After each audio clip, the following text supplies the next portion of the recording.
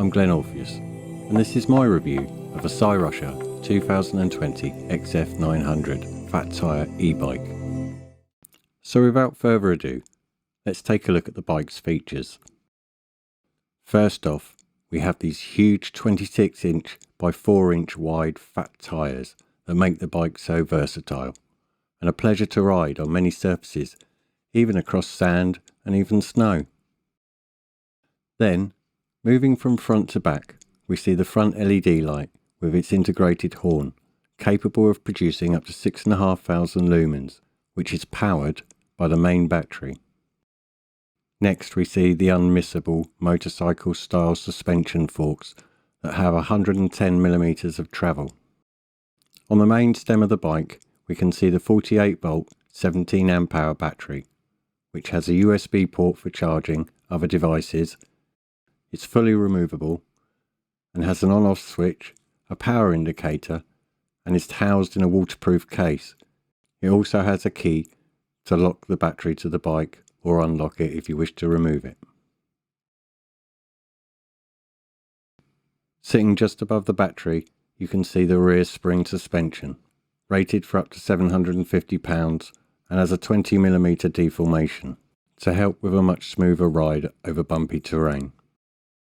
Moving around the back, you can clearly see the now dual suspension seat for that extra needed comfort.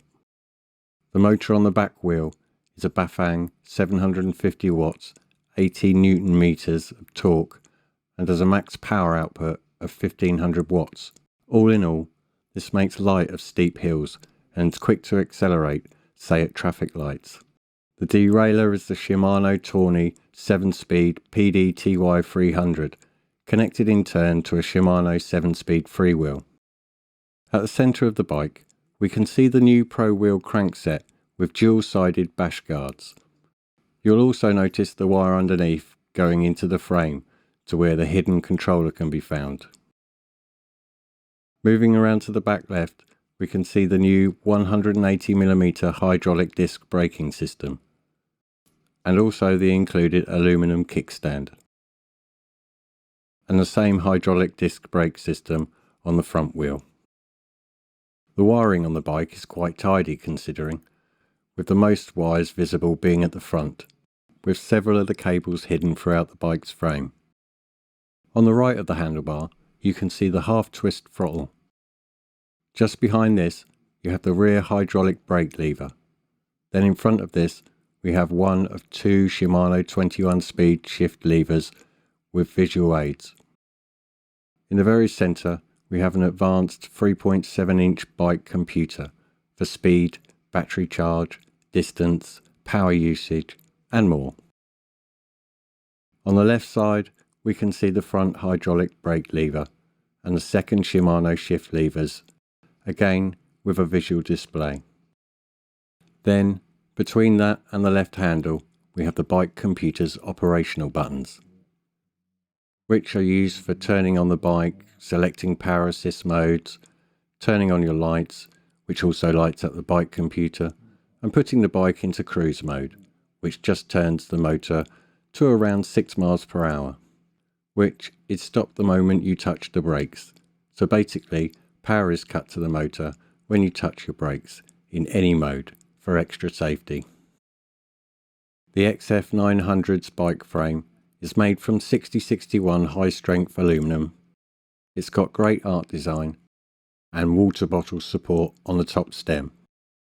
The bike comes in 3 different colour choices: blue and black, as seen here, white and black, or yellow and black. And it's suitable for riders with a height of between 5 5 inches and 6 6 inches. So, what are my thoughts on the new Cyrusher XF900 fat tyre e-bike? Well, before that, let's just do a quick throttle only test.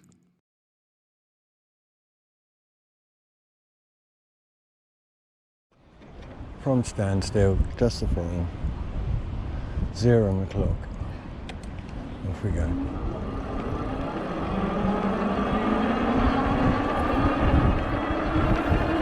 $20 miles per hour, 23, 25.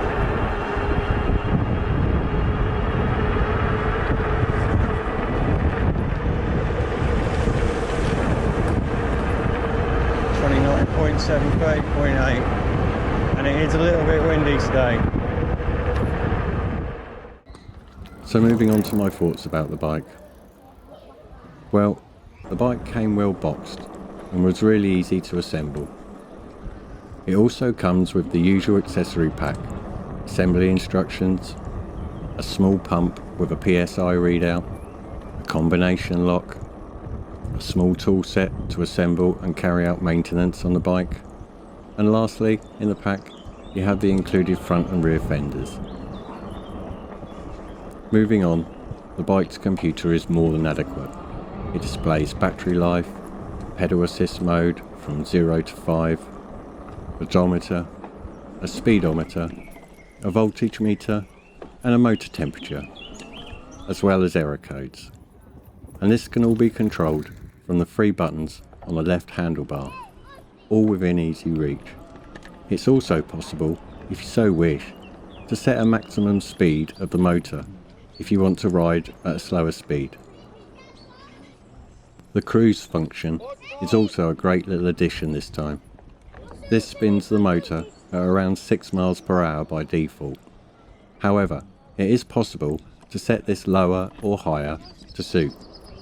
Cruise function will remain constant unless you pedal or you touch the brakes, with the latter cutting the power to the motor completely. Talking about the motor, wow, what a difference this makes. With its 80 Newton meters of torque, I found even steep hills a breeze, and pulling away at traffic lights and keeping up with the flow of the traffic goes to make a safer ride. The 17 amp hour battery is also great. I got just shy of 50 miles on a single charge on pedal assist 1 and around 25 miles on pedal assist 5. The bike is great for riding on various terrains, from roads to parks to woodland trails.